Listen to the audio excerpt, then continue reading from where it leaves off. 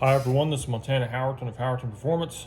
We are on the test bench this morning with a mid-level kit. The only thing custom about this kit is that it has a roll bar mount. So if this doesn't apply to you, then just ignore the roll bar mount. Anyways, I just wanted to make a video showing exactly what you have to do when you get our kit and you go to put it in your car. So basically, there's just a few connections that you have to make. We try to make this as easy as possible for you, for the customer. Okay, so the first thing you're going to do is probably you're going to unhook. Once again, this is a mid-level kit. The starter kits are the same, they just have fewer relays and switches. So the first thing you're probably going to do is unhook all of these wires right here. We ship it this way so that you can see exactly how it's hooked up. But you're going to want to unhook all of these so that you can install your switch panel in your dash or whatever, and then you can run these wires, route these wires how you want them, and then hook them back up.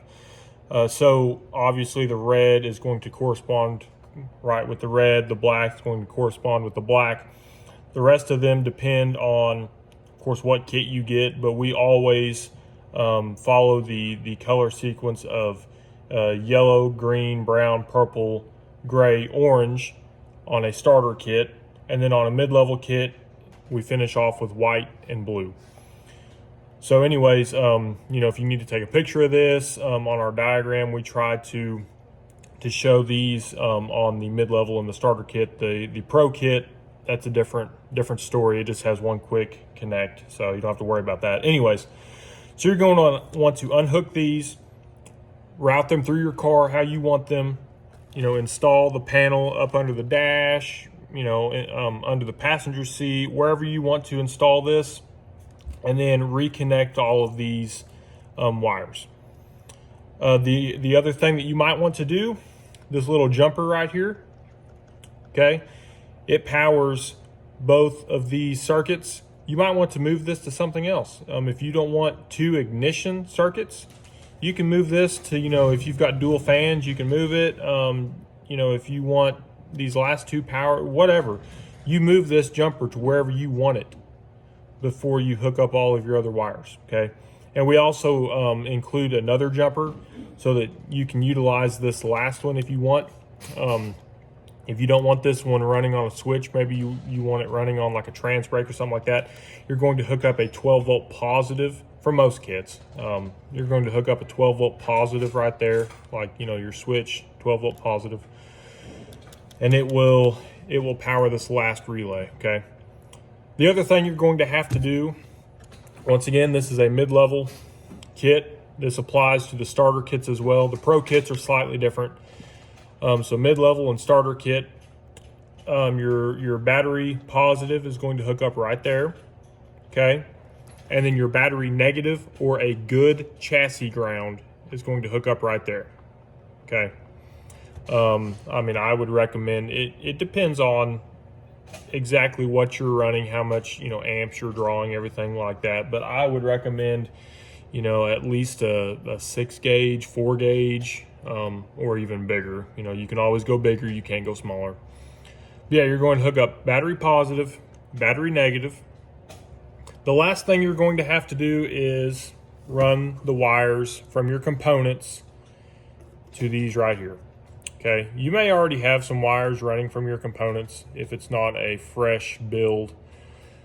So you can just hook up the wires to each of these, start, ignition, right on down the line. So yeah, you're just going to hook up the wires to here and then make sure the other side of your component is grounded. Once again, either battery negative or a good chassis ground. Okay. And that's it. Obviously you'll have to, drill some holes. We don't drill the holes just because each install is going to be slightly different. So you will have to drill some holes and install this in your car, like I said, under the dash, under the passenger seat, wherever you're going to install this at.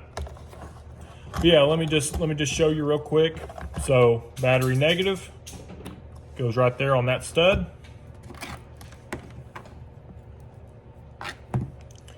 Battery positive Goes right there on that stud. As you can see, as soon as I did that, it lit the switches up. Each of these fuses correspond with the relay, okay, that it's going to go to. This last fuse goes to the switch panel. Once again, these correspond with the relays that they go to, okay. And then finally, once again, once you get all of that done, then your switch is going to light up. Sorry, I get my hand out of the way. Your switch is going to light up the appropriate output for you. So, and then this last one, once again, like I said,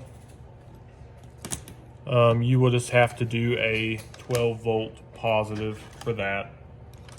See if I can do this without.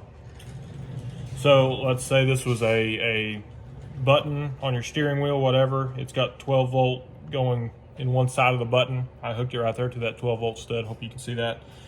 And then as soon as it, as soon as you press the button, it applies 12 volt to that terminal and powers that relay on and off. Okay, so I mean, that's how that works. But yeah, I just kind of wanted to give you guys a rough overview of what you have to do when you receive the kit from us. There's just a few connections that you have to make. The main ones, battery positive, battery negative, and then all of the connections to your components, water pump, fan, ignition, starter, whatever. And then, like I said, most of the time you're going to remove the switch wires from the kit, route them through your car however you want, and then reconnect those back up. And then you can move this jumper to wherever you want. So yeah, I think that's about it. Of course, if anybody has any questions, once you get a kit, if you have any questions, whatever, you can give us a call, message us, whatever you need to do. So thank you, everybody, and have a good day from Howerton Performance.